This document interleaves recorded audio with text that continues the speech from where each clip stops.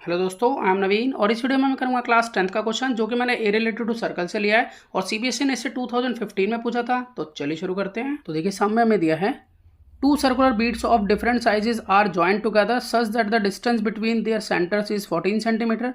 The sum of their area is 130 pi centimetre square. Find the radius of each bead. ये question को समझते हैं figure से। तो यहाँ पर देखिए, यहाँ पर बताया कि टू सर्कुलर बीड्स हैं और डिफरेंट साइज़ के हैं। तो मैंने दो सर्कुलर बीड्स बना दिए हैं जो कि अलग अलग साइज़ के हैं, एक छोटा है एक बड़ा है।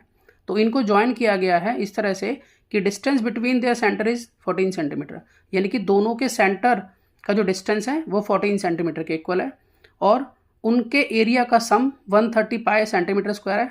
अगर मैं मान लूँ कि इसका एरिया A1 है और इसका एरिया A2 है तो इन दोनों के एरिया का सम है 130 पाई सेंटीमीटर स्क्वायर। तो हमें यहाँ पर हर एक बीट का रेडियस निकालना है। तो यानी कि हमें हर सर्कल का यहाँ पर रेडियस निकालना सेपरेटली। तो देखिए सम के अकॉर्डिंग मैं सबसे पहले ये लिख सकता हूँ कि अगर मैं पहले वाले सर्कल का एरिया A1 मान रहा हूँ और दूसरे वाले सर्कल का A2 मान रहा हूँ तो इसका जो सम है वो मुझे दिया हुआ है 130 pi centimetre square.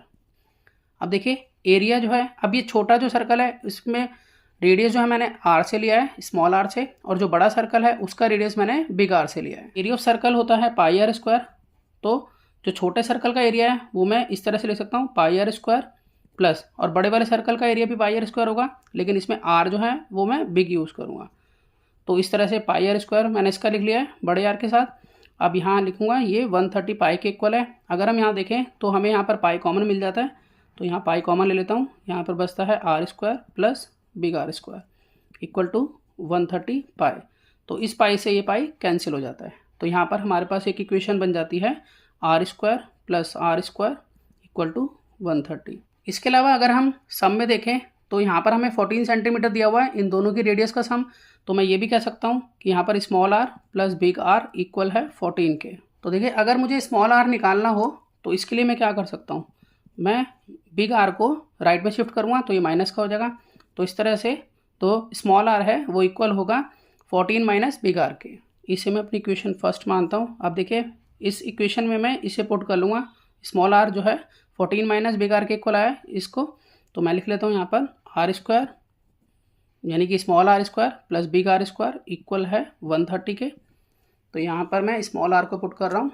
Small are यहाँ पर है 14 माइनस बिग आर का होल स्क्वायर और यहाँ पर है बिग आर का स्क्वायर इक्वल टू 130।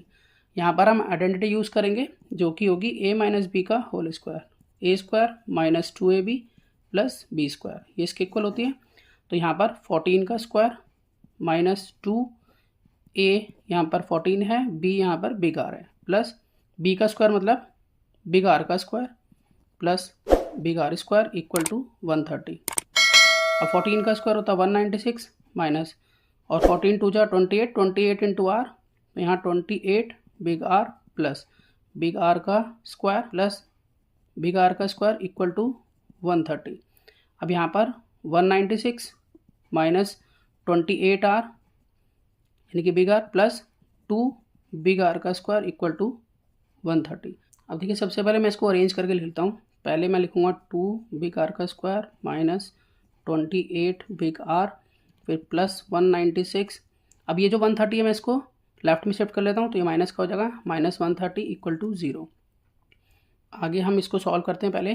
तो 2 big R square minus 28 big R plus, अब यहाँ प्लस माइनस माइनस 196 में से 130 घटाएंगे तो आ जाता है 66 इक्वल टू 0।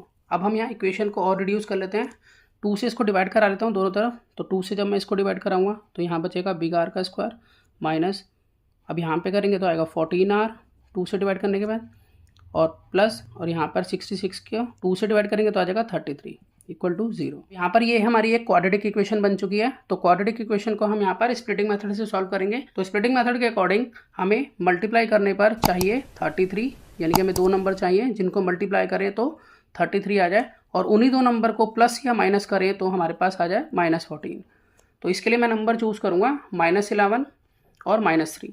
तो यानी कि -11 को अगर मैं मल्टीप्लाई करूँ -3 से तो मेरे पास प्लस का 33 आ जाएगा, और -11 और -3 इसको सॉल्व करूँगा तो मेरे पास -14 आ जाएगा। तो यहाँ पर मैं इसको लिख लेता हूँ कि big R square minus 11 big R minus 3 big R plus 33 equal to 0। अब हम यहाँ पर कॉमन लेंगे तो दोनों में से हमें बिग आर कॉमन मिल रहा है, यहाँ पर बिग आर माइनस 11। अब यहाँ पर अगर हम देखें तो हमें यहाँ पर -3 कॉमन मिलेगा, तो मैं यहाँ पर -3 कॉमन ले लेता हूँ। यहाँ पर big R minus 11 equal to 0। अब पूरे में अगर हम देखें तो यहाँ पर हमें r माइनस 11 यानी कि बिग आर माइनस 11 हमें कॉमन मिल जाता है, तो हम बिग आर माइनस 11 कॉमन ले लेंगे। बचा हमारे पास big R minus 3 equal to 0।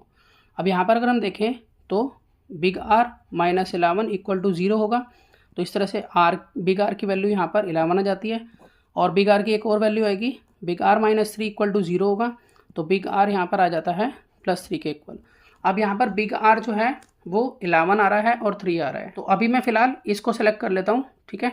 तो मैं यहाँ पर स्मॉल आर की वैल्यू निकालूंगा। तो जैसे कि मुझे मालूम है कि स्मॉल आर हमने यहाँ पर देखिए निकाला था, small R equal to 14 minus big R, तो मैं इसको यूज़ कर लेता हूँ कि आर यानी कि small R equal to 14 minus big are.